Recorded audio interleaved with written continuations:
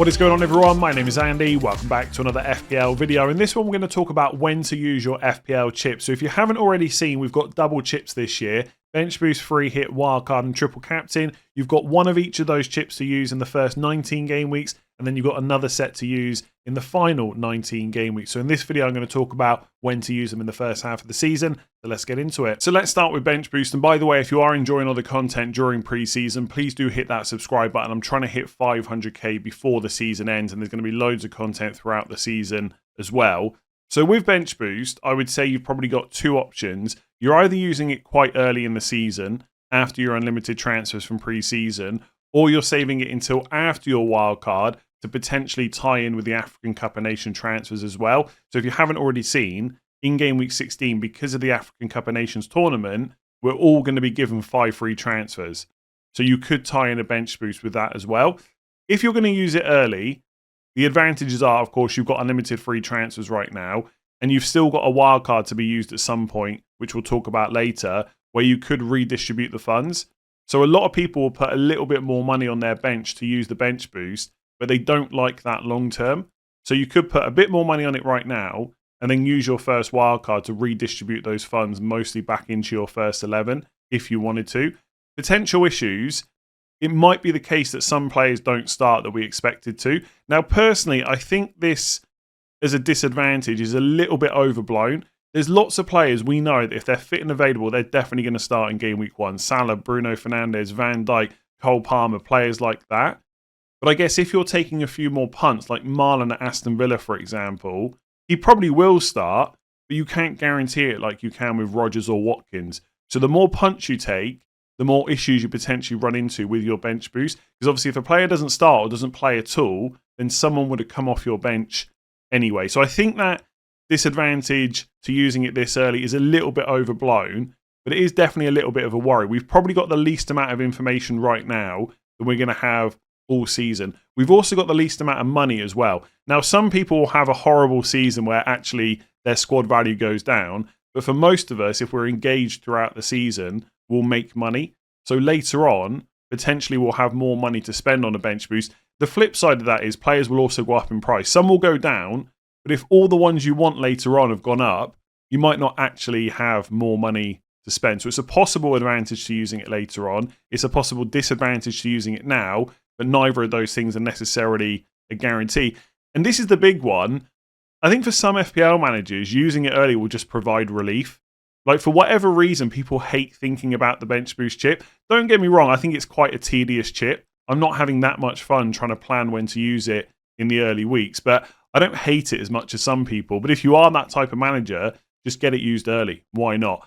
If you save it until after your first wildcard, you've got more information on players and lineups and stuff like that. You could coincide it with using your 5 African Cup of Nations transfers to redistribute funds. And there's 2 ways you can use that. You could wildcard later on, like maybe Game Weeks 12, 13, etc., and then bench boost, and then use your 5 free transfers to redistribute the funds. Or you could wait until Salah's gone to African Cup of Nations, who's obviously a big chunk of your budget for most people's teams, and then use those transfers to distribute the funds and have a much better bench. So you could bench boost like Game Weeks 14, 15, something like that, or you could wait until Salah's gone and then do it. The thing is with that, most people who sell Salah, because he's not playing right for Liverpool at the time, they'll just go to Haaland instead. So you're not actually saving that much money. Potentially more money to spend on your squad, which I've just spoken about. But I think around Game Weeks 12 to 14, Man City and Liverpool both have really good fixtures. And so until Salah does go to African Cup of Nations, there is a big chance you might want Salah and Haaland. And if that's the case, then it's harder to get that money onto your bench. So I think right now my preference is probably to use it early. But ultimately, I don't think this chip is actually worth that many points. So if you want to get it out of the way now, great. But if you want to save it just in case something interesting happens later on, I also think that's fine. I'm probably leaning more towards using it early as it stands. If you want to use it in Game Week 1, you've got fixtures like Brighton versus Fulham. So Van Heck, Verbruggen, 4.5 million options. West Ham versus Sunderland, Areola, 4.5. Although West Ham are reportedly trying to buy a new goalkeeper, which is not ideal. But Wan-Bissaka, Juve, both 4.5s. Spurs versus Burnley, lots of people already have one Spurs defender. Maybe you could have 2. So if you've got Romero or Porro, you could add Van der Ven or vice versa. Leeds versus Everton at home. So Rodon is a £4 million defender, and Sunderland are obviously versus West Ham at home. So if you don't want to back West Ham players, you could go for Reinildo, £4 million defender. You could go for like Xhaka, £5 million midfielder, etc. My main concern with Game Week 1 is the cheap forwards aren't ideal. I think the 5.5 million forwards long term are just not necessarily great picks. Beto at Everton, I don't think you can guarantee his minutes long term. Peru at Leeds, they might try and buy a new number 9. So they're probably fine for Game Week 1, but you might be left with a quite expensive player on your bench that's not guaranteed to get minutes. So ideally, you want to spend a bit more on that position. But that also depends on when you're going to wildcard. If you're going to bench boost Game Week 1 and wildcard Game Week 4, then that worry about the long-term minutes of your 5.5 million forward are much less of a concern. Keep an eye on Dewsbury Hall. There are lots of reports at the time of recording that he's going to go to Everton. It's not officially happened, but it does sound like one of those moves that will happen. 5 million midfielder. Everton have Leeds away in Game Week 1. The problem is, the longer transfers like that take to happen, the less guarantee you've got of them starting Game Week 1. So I'm pretty confident, based on what Everton fans are saying, that Dewsbury Hall will be first choice in that 11. Will he be first choice guaranteed in Game Week 1? We'll have to wait and see. Also, keep an eye on Darlow at Leeds. Now, he's 4 million. They've signed Perry, who's 4.5, and likely to be their first choice longer term. But there is a chance that Darlow could start the season, because Perry's apparently coming with a bit of an injury, and Farker hasn't confirmed that he'll be available for Game Week 1. So that's one to monitor over the next week or so. Because if Darlow's 4, you could potentially go for a Darlow-Rodon double-up against Everton at home, and just go super cheap on your bench. And then if you want to go longer term and not use your wild card straight away, then having those players on your bench, you can just lead them to not play most weeks. Does double Leeds defence against Everton at home sound great when a lot of people have got players like Njai? Not necessarily, but again, this bench boost is not worth as many points as you think it is in a single game week. You could also pair a Game Week 1 bench boost with a Game Week 4 wildcard and go Salah-less. So Salah's good for Bournemouth at home Game Week 1, but in Game Weeks 2 and 3, there are better captaincy options, and you could spread that money around and then get Salah back in for Game Week 4. Potentially, you could even free hit in Game Week 4 to get him, and then maybe wildcard him in later. But that is an option. But I know most people want to do that, but I wanted to mention it just in case. And then this is, I didn't want to do a bench boost for every single game week, but this is an example of what you could potentially do in Game Week 1. So, 2 4.5 million goalkeepers, Verbruggen and Kelleher. You could go for any combination of 4.5, potentially Darlow at 4 million. On the bench boost itself is Rodon, 4 million Leeds defender, Anderson, Brentford at home, good 5.5 million midfielder, and then Van der Ven for Spurs, 4.5. The back three, Nico Williams, Brentford at home, Tarkowski, Leeds away, Murillo, Brentford at home, so double Forest defence. Midfield is Vert, Salah, Palmer and Njai, so nothing wrong with that whatsoever. And then up front is Watkins, Thiago and Füllkrug. So I think that's a pretty nice bench boost one. Füllkrug, I think, will start the season because he's played pre-season games alongside Bowen. They have signed Callum Wilson. I don't think he's a worry straight away. But Füllkrug, like Peru, like Beto, longer term, I can't guarantee their minutes. But a short-term move, not bad. And most weeks you could just bench him anyway. Like Anderson playing in your team is not bad. And if Füllkrug has to be benched, that's okay. Once you built up a few transfers, you could redistribute those funds. So I think that setup looks really good. And when I put this video together, it made me a lot more interested in potentially bench boosting Game Week 1. And if Darlow's an option, then I love Sanchez and Darlow. Because after Game Week 1, I can just never play my Leeds goalkeeper. I can just play Sanchez every week instead. And I really like Anderson as an option for the first 6 weeks. So bench boost Game Week 1, definitely viable. So if you want to use it early but not in Game Week 1, then Game Weeks 2 and 3 are also options as well. So in Game Week 2, you've got Bournemouth versus Wolves at home. So you could have someone like Senesi on your bench in Game Week 1, ready to play in Game Week 2. Burnley are also playing Sunderland. So potentially you could have players from both of those teams. Sunderland, I've already mentioned, Reinildo, Xhaka, etc. Burnley, you've got Esteve in defence, £4 million defender. Also, keep an eye on transfers over the next week or so because Dubravka at Newcastle is being rumoured to be going to Burnley. And presumably if he does, he'll be first choice and he's 4 million. So again, we need that transfer to happen soon so we can assess whether that's an option. But I'm not completely against the idea of setting up with a bench in Game Week 1 that has Esteve and Dubravka and playing both of them, double Burnley defence against Sunderland. Is there going to be loads of points to that? Probably not. but Dubravka could get saves, Esteve could get defensive contributions. And again, this chip is not worth a huge amount of points.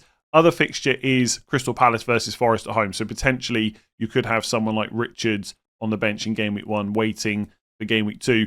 Game Week 3, Villa versus Palace, so players like Konza. Man United versus Burnley, players like Dorgu. Spurs have got Bournemouth, which is not as good as their fixture in Game Week 1. But again, you could hold someone like Van de Ven on the bench. Brentford have got Sunderland away, so you could maybe go for one of their defenders. Wolves have got Everton at home, so Agbadou, for example. Strand Larsen is a cheap forward at 6.5. And Forest have got West Ham at home, so maybe you could go for like double Forest defence, but obviously that's not super cheap. Other thoughts, there might be better weeks early on to use it outside of Game Week 3, but the longer you leave using this chip after your unlimited transfers, the more issues you run into. Like, will your squad still be fully fit and all starting and not suspended by Game Weeks 5, 6, etc.? You run more of a risk. I think once you, like generally, when we only had one bench boost and we'd use it in the second half of the season, we'd always do it 1 or 2 weeks after wildcard in most situations. So that's why I've mostly talked about Game Weeks 1, 2, and 3. For example, right, in Game Week 5, you've got Wolves versus Leeds at home. So you could stick Jose Sarr and Agbadou, 4.5 million defensive options, in your squad in Game Week 1, waiting for this week. And it'll probably be fine. But if you run into other issues with other bench players you want, then there might be issues. But like, you could have Esteve against Forest at home that week. You could have Agbadou and Jose Sarr against Leeds. Then you only need one other cheap attacker, either a forward or a midfielder, to have on your bench. So there are definitely options. But I think if you're going to commit to using it early on, it's probably 1, 2, or 3 for most people. So if you're someone that wants to play a later bench boost, what I've done is put the fixtures on screen for Game Weeks 12 to 19. You've got to use all your chips by Game Week 19. This is from the fixture analyzer over on Fantasy Football Hub's website. I've got the link in the description below if you want to get your team rated for free. But if you sign up to use all their other tools, this is one of them. You can see different game weeks, etc. So this is 12 to 19. Now, as you can see from Liverpool's fixtures, Forest at home in 12, followed by West Ham away, Sunderland at home, Leeds away, Brighton at home. You're going to want double or triple Liverpool. Man City's fixtures, Newcastle away in 12 is a bit tougher. Then it's Leeds at home, Fulham away, Sunderland at home in 13, 14 and 15. You're probably going to want Haaland as well. Like, will you really want to miss out on him for Leeds and Sunderland so close together? Probably not. And you might want a defender and you might want another attacker. But also, if you're thinking about a bench boost, let's say in Game Week 14, there's other good fixtures. Palace against Burnley away, Richards and Gay, 4.5 million. Bournemouth against Everton at home, Senesi at 4.5 million. Man United, West Ham at home, maybe someone like Dorgu, 4.5 million. Arsenal have got Brentford at home that week. Now, they don't have cheap options, but you might want them. Burnley have got Palace at home. Maybe you go for Esteve. Chelsea have got Leeds away. Maybe you try and fit in Cole Palmer. Maybe one of their defenders has dropped in price. Lots and lots of good fixtures that week. The problem is, most of those teams I've just mentioned have got expensive players. So the idea of wildcarding in 12 or 13 for those fixture swings and then bench boosting in like 14 or maybe even 15 when Newcastle have got Burnley at home, Liverpool have got Leeds away, etc. sounds good. But then try building a team with all of those players. So just as an example, right, I've got Salah and Haaland in this draft. If I want a Liverpool defender, it's probably going to be Van Dijk, right, for safety. If Kirkes or Frimpong look absolutely nailed at that point, then of course I will look at them. But let's just put Van Dijk in. If I want another Liverpool attacker, okay, you hope that Gakpo is still playing regular minutes, but chances are you probably need to go to someone like Wirtz. If you want a Man City attacker, okay, maybe Cherki around 6.5 million is doing well. Although if he's doing well, he'll have gone up in price by that point. Otherwise, maybe Marmoush. But then he's 8.5 million. You want a defender? It's Vardio at 6 million. All of a sudden, it gets very difficult to fill those other cheaper spots. So if I go back to the fixture ticket, let's take some of the... So Palace against Burnley away, Bournemouth against Everton at home. So if I go really cheap, I could have Gay and Senesi. And obviously Palace are playing against Burnley, so I could go for Esteve as well. But I've only got 30 million for 1, 2, 3, 4, 5, 6 more spots. That's 5 million apiece. 2 of them are forward spots and 2 of them are midfielders. So, in theory, looking at how many good fixtures there are, it could be amazing to bench boost later. It doesn't have to be Game Weeks 14 or 15, by the way. But that's what a lot of people are going to look at. But when you actually try and build a team, it's very difficult because of the money that you would need. Now, if you wait later on, like once Salah's gone to African Cup of Nations, which will be in Game Week 17, and you look at game week 19, for example, well, all of a sudden Liverpool have got Leeds at home. You'd still want them. Newcastle have got Burnley away. So Isak, if he's still there, they might have a cheap forward, one of their defenders. Palace have got Fulham at home, so Munoz, Richards, etc. Man United have got Wolves at home, so again, Dorgu. Just looking at this now, Forest have got Everton at home, so maybe you bring in one of their defenders. West Ham, Brighton at home, Wan-Bissaka, Juve. That could work, but you're going all the way to game week 19 then. So you've got to hope that you can save your wildcard till 12 or 13, and then you haven't got many issues, and that you can use your African Cup of Nations transfers to set up for a bench boost in game week 19. But not long after that, you're probably going to want Salah back. So maybe you're going to want to save a few transfers. So when I look at the fixtures and options game weeks 1, 2, and 3 versus game weeks 14 or 19, for example, I think the team will probably look a lot better later on, but there are definitely more risks in whether you can afford it, and obviously other stuff could have just happened. Like if we get to game weeks 4 or 7 and your team looks a mess and all those new shiny players like Gyökeres, if you haven't included him, Ekitike, Wirtz, etc., are all firing, I'm telling you now, you're going to want to pop your wild card much earlier than game weeks 12 or 13. You've got to be a very patient manager to get that far. So there is potential for going late, but there are obviously some risks there as well. So let's talk about wildcard next. Now, in an ideal world, it's always nice to know exactly when you're going to wildcard because it should allow you to maximize points. So, for example, if you know you're going to wildcard in game week 4 because it's after the transfer window is shut, it's during the international break, you only need to look at the first 3 weeks. And if there's a player with amazing fixtures for 3 weeks and then terrible fixtures afterwards, it doesn't matter because you know you're going to wildcard them out. But I always think don't be afraid to just build a squad for the first 4 to 6 weeks and then figure out when to wildcard later on. It leaves you in a bit more of a flexible position. So you might not have an amazing squad for the first 3 weeks, but it'll still be pretty good. And if you need to wildcard in 4, you can. But if your team is looking decent and strong for the next few weeks, you can just hold it even later, potentially to those fixture swings we already spoke about later on. So if you want to look at potential windows early on, game week 4 gives you time to consider options in the first international break. So you've got 2 weeks to play around with your wildcard. Some people will say that's a disadvantage because it's just more time to overthink. But ultimately, you do have more time than, say, in game weeks 5, 6, etc. The transfer window will shut after game week 3. So if you're wildcarding for game week 4, you've got all the information you need about exactly which players are going to be at which clubs, and you can make decisions around that. You'll have lots of info on lineups and minutes from various teams as well. So again, just more information. And you only need to think about the first 3 game weeks. That can be quite nice. You don't have to worry about what the fixture swings are in 4, 5, 6, 7, etc. You can worry about that during that first international break. You can just maximise those first 3 game weeks. And you could, as I've already mentioned, go Salah-less in game week 1, build a strong bench boost for one of the first 3 weeks, and then wildcard out of it in game week 4 and get Salah back for that Burnley game, maybe 1 or 2 other Liverpool players as well. It allows you to dodge the Liverpool versus Arsenal game in game week 3. Now, you could wildcard in 4 and still have some Liverpool and Arsenal players in your team. Obviously, Liverpool got Bournemouth at home game week 1, Arsenal got Leeds at home game week 2. But because they play each other in 3, they're not essential, I would say, for the first 3 weeks. So you could potentially wildcard them in afterwards. And you've also got Palace versus Sunderland in game week 4. Where the fixtures aren't like amazing for Palace, but they do get a little bit better.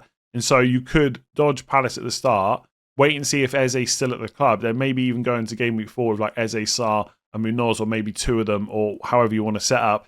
Game week 7 is another window that people are looking at. You can build your team for the first 6 weeks only. So again, players like Nottingham Forest, right, Anderson, Murillo, Nico Williams, etc. Apart from Arsenal away in game week 4, I think it is, the fixtures are amazing for 6 weeks, and then they get a little bit rougher. So you could potentially get 3 of them in and then wildcard them out, etc. So you got, yeah, I've actually written it down there. All in on Forest, Villa, Spurs, Chelsea, and maybe Man City in particular, because their fixtures are very good for the first 6 weeks. And then you've got an Arsenal fixture swing in game week 7. So you'd probably dodge them for the most part and then look to bring them in. The only problem is, outside of Arsenal swing in game week 7, there's not, unless I'm missing something, there's not really too many other interesting ones. So Arsenal in game week 7 would have West Ham at home, Fulham away, Palace at home, Burnley away, Sunderland away. You're definitely going to want 2 to 3 Arsenal players, don't get me wrong. But if you've built a solid squad for the first 5-6 weeks, hopefully you've been able to build up transfers. So as long as you leave yourself flexible in order to be able to bring those Arsenal players in with a couple of transfers. You can get them in without having to blow your wildcard. Like if you look at some of the other good fixtures, like Wolves, Brighton at home, Sunderland away, Burnley at home, Fulham away, quite nice, but is it worth a wildcard? Arguably not. If you really want Wolves players, you could get them early on, like Strand-Larsen, Agbadu, like in particular the defenders on your bench. Leeds, you're not going to need a wildcard to triple up on Leeds. Everton, not bad. Crystal Palace at home, City away, Spurs at home, Sunderland away. But I think Everton also have pretty good fixtures straight away. So the idea of having a nailed penalty taker like Njai in game week 1, absolutely viable. Tarkowski is just amazing because of defensive contributions. The list goes on, right? Even Chelsea, Sunderland at home in game week 9. But most people are going to start the season with Cole Palmer. So again, unless I'm missing something major, a lot of the players that will be in my game week 1 squad, I feel like are okay to keep carrying through game week 7 apart from Arsenal. But is Arsenal enough to wildcard? I'm not sure it is. I will want Arsenal players, but I got a feeling I'll be able to get them in anyway. So I don't know about that window in game week 7, but I might be missing something, okay? And then you've got game weeks 12, 13, 14, which I already spoke about with the bench boost. Big swings for Liverpool, Man City and Newcastle in particular. Even Bournemouth have got pretty good fixtures from game week 12. So Evan Nielsen, Semenyo, one of their defenders, West Ham at home, Sunderland away, Everton at home, decent fixtures 12 to 14. I've actually put it again. I've written it down. I'm getting ahead of myself. Bournemouth, Brentford, and Man United fixtures are also not bad. So Thiago, sorry. Maybe if some of you don't start with Bruno Fernandes, you could get him later on. Maybe in Burmo, Cunha become options. Maybe Man United buy a new number 9, etc. The one thing to mention is game week 14 is a midweek game week. I should have probably put that in the bench boost section, but that might be an issue. If you're thinking about wildcarding later to bench boost game week 14, there is a little bit more chance of rotation when you've got a game on the weekend, midweek, and then a game again. But you could pair it. You could pair the wildcard late with a bench boost and your African Cup of Nation transfers. I think getting in like Haaland and Salah is going to look pretty nice. So the way I'm looking at it right now, I don't know if I'm prepared to commit to definitely wildcarding in game week 4, although I don't hate it. And I don't know if game week 7 is enough to warrant going for it just for Arsenal players. I feel like unless something goes horribly wrong, I'll be able to get those Arsenal players anyway. And if I can't, I can just pop my wildcard, right? So I will probably plan for the first 4 to 6 weeks and then figure out when to wildcard later. If I need it early, I'll do it. Otherwise, I'll try and wait for this fixture swing in 12 and 13. Because even Newcastle could be super interesting. If Isak's still there, a lot of time to get over his non-transfer to Liverpool. If he's not there, they'll have another forward to go for anyway. Gordon, let's see how Alanga's doing. Lewis Hall in defence. So I quite like the idea of saving it late. But they're your main windows, I would say. Game week 4, game week 7, maybe game week 8. Or you're holding it later until like 12 or 13. So triple captain is much simpler. You really don't have to give it too much thought right now. In fact, I'd recommend that. There's so much to think about in terms of your initial game week 1 squad. You don't want to spend too much time in pre-season worrying about when you're going to triple captain. Essentially, in the first 19 game weeks, you're going to own premium attackers and they're going to have good fixtures. There will be a week where you can just pop your triple captain. And most people are going to want to use it on someone like Haaland, Salah, Palmer, or Saka. It might be that you end up using it on Watkins or Isak or Ekitike or Gyökeres, etc. That's completely up to you. But the fallback plan is just to use it on one of these premiums in a good fixture. So Haaland has all 3 newly promoted teams at home in the first 19 weeks. Burnley at home in 6, Leeds at home in 13, Sunderland at home in 15. Some of you, like me, might not be considering Haaland early on, but you'll definitely consider him later on, I would say. Salah, Burnley away in 4, Sunderland at home in 14, Leeds away in 15. Palmer, Sunderland at home in 9, Burnley away in 12, Leeds away in 14. And then Saka, Leeds at home in 2, Burnley away in 10, and then Sunderland away in 11. Because it's very, very unlikely that we'll have a double game week in the first 19 game weeks, we're going to be using this triple captain chip on a single game week player. And therefore, you might as well just target one of the newly promoted teams at home. On paper, the best option is probably Salah in game week 14 against Sunderland. That is the midweek game week, though. So if you didn't want to do that, Haaland against Burnley in 6 potentially, or Leeds and Sunderland either side of that midweek game week could be an option, or Palmer in game week 9 against Sunderland, or Saka against Leeds at home. But on paper, it's Salah in game week 14. And even if you went with the strategy of wildcard in 12 or 13, bench boost in 14, therefore you wouldn't be able to triple captain Salah because you can't use 2 chips in the same week. You'll probably have Haaland, and you can triple captain him in game week 13 or 15. So this really isn't worth worrying about right now unless you really want to triple captain an Arsenal player against Leeds at home, because then they need to be in your game week 1 squad. Outside of that, I really just don't foresee a situation where you save all your chips and you're having to wildcard, bench boost and free hit in all those weeks where the premiums have a good fixture. And even if you are, for example, right, let's say there's a situation that comes up where it's wildcard 13, bench boost 14, free hit 15, which I don't think is going to happen.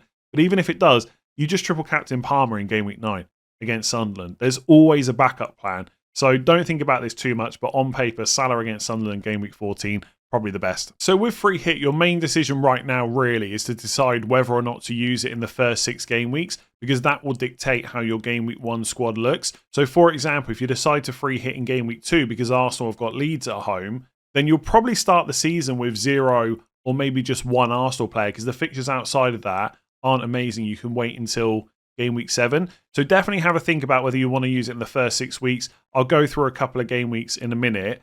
If you're saving the chip for later on, so after game week 6, I think the decision can just be made later. I don't think you need to give it a huge amount of thought right now.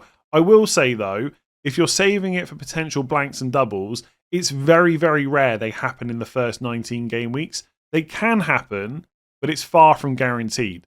So if you've played FPL in the past, you'll know that a lot of us will save our free hit till the second half of the season because there are blanks and doubles, and it can be very useful around that time. But those things don't usually happen in the first 19 weeks.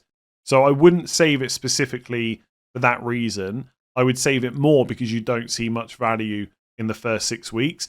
You could potentially save it for when your team builds up with injuries and suspensions, which could be useful, but not always.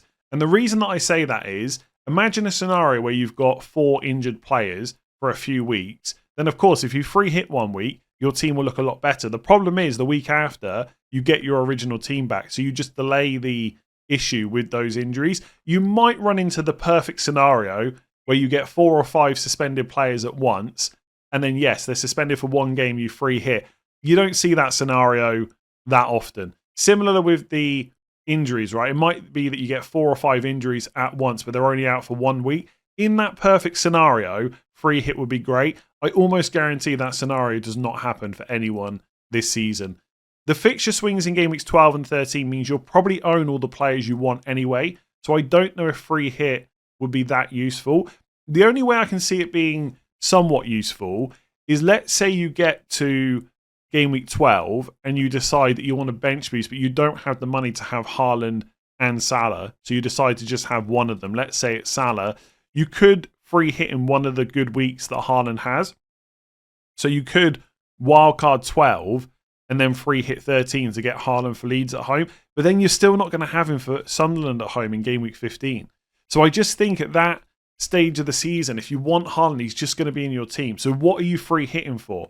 We've just seen the fixture swings. When I spoke about bench boost and wildcard, they're great for teams like Liverpool, City, etc. You're not going to free hit them out to go for other players. So I don't really necessarily see a huge benefit later on, but it might be that when you get to the second half of the first half of the season, so like game weeks 10 to 19, there might be a scenario that comes up where wildcard, bench boost, free hit works out really nicely, but I'm not necessarily seeing it right now. But again, if you don't see much value in your free hit in the early part of the season, then of course you can just save it later. There's no problem with that whatsoever.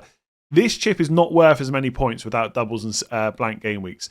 You're basically taking out single game week players for other single game week players. And I'm not saying that with bench boost and free hit you should just use them without giving it any thought, but I probably wouldn't stress all that much. And I say that as someone that I know is going to probably stress about this over the next week. But for example, right, let's say game week 6 when Man City have got Burnley at home and Liverpool have got Palace away. Let's say you were tripled up on Liverpool and you decide to triple up on your free hit on City instead, and you only keep Salah and you take out Wirtz and Van Dijk. Do you not think that Wirtz against Palace away could match Marmoush against Burnley at home? Obviously, your money would be on Marmoush because it's a much better fixture. But in a single game week, the swings are probably not going to be, well, they could be big, but it's not as guaranteed as it is with doubles and blanks. So don't be thinking that this free hit is going to be worth like 20, 30, 40, 50 points. It's not. Not in a single game week where everyone's just playing once. If you want to use it in the first couple of weeks, I've looked at game weeks 2, 3, and 6. If you're starting without Mo Salah in game week 1, you could look at free hit game week 4 as well to get Salah in for Burnley away. But given his ownership, I know that most people watching this are going to start with Salah. So game week 2, like I said, is a week where you could target Arsenal versus Leeds. I don't really see too much other excitement there. You could take, if you start with triple Liverpool in game week 1, you could take 1 or 2 of them out because they're playing Newcastle away. You're not going to target Newcastle players. You're not going to target Man United against Fulham away. Everton, Brighton at home's not that exciting. Palace against Forest is okay. So you could go triple Palace, triple Arsenal. But this is the problem with the free hit. It's just not amazing. If you don't start with Haaland, you could get him in for Spurs at home. Like, that's always been a good fixture. But is it going to be as good with Thomas Frank there?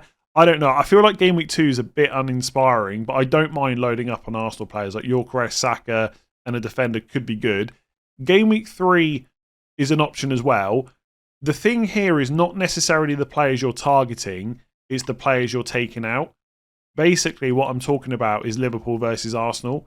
They play each other in game week 3. So let's say you've got Van Dijk, Salah, Wirtz, and maybe an Arsenal player or two, 4 or 5 players from that fixture.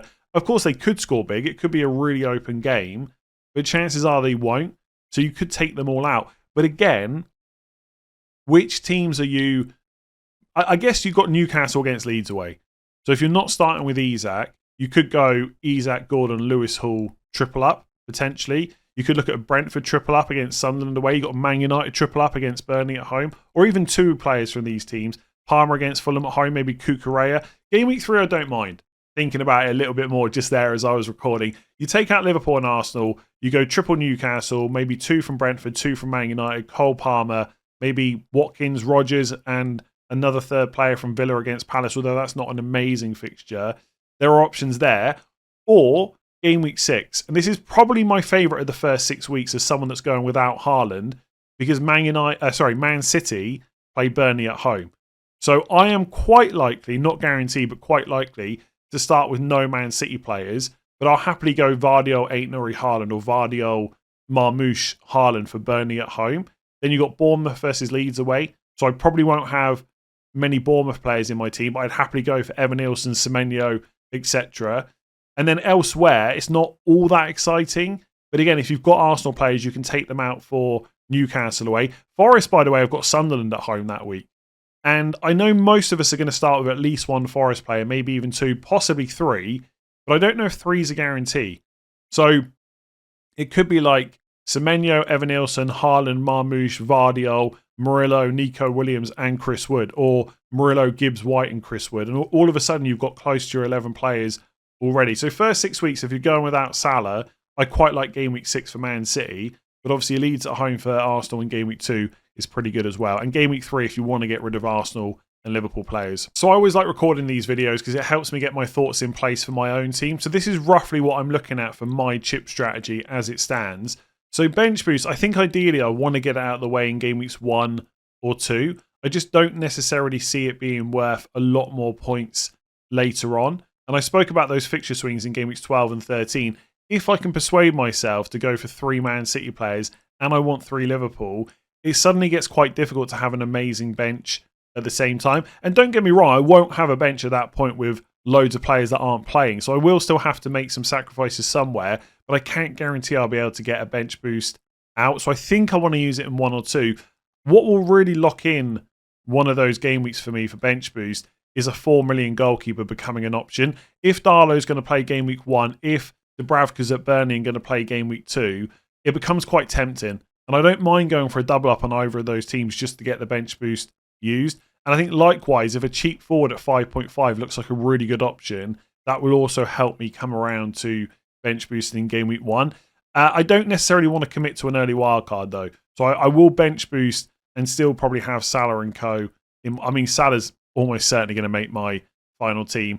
I am tempted to hold it until later on because I think that will be a different strategy. I think most people will go in the first couple of game weeks. And I do foresee a world where Wildcard and African Cup of Nation transfers could come up with a really nice bench boost. But again, I can't guarantee it, which is why I'm more tempted to just use it early and potentially save my other chips until later on instead.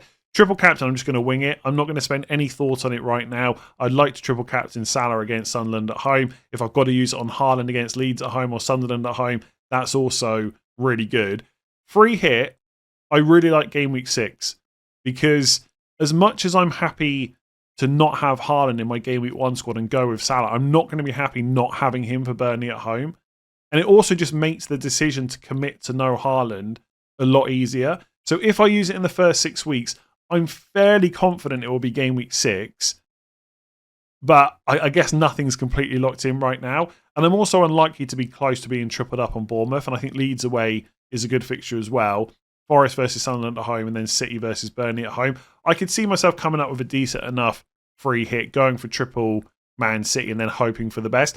I do think because we're having to use it in a single game week, there's going to be some pain. You are going to free hit out of a team to one that you think looks better and it's just not going to perform as well. There is so much, this isn't necessarily strictly true, but it feels like it is. There's so much less risk with using a free hit in a double game week or a blank game week. In a blank, you can't get hurt by the players you take out because they don't have a fixture. When you're going from single game week players to single game week players, I'm telling you now, there's going to be some horrible weeks for people, even though their team on paper looks a lot better. Anyway, I'm going off on a tangent there. Probably Game Week 6. Wildcard, open-minded to Game Week 4, but I don't think I will build a Game Week 1 squad locking myself into having to wildcard that. I'd rather go for a slightly worse team for Game Weeks 1 to 3 and have the option of not having to wildcard in Game Week 4.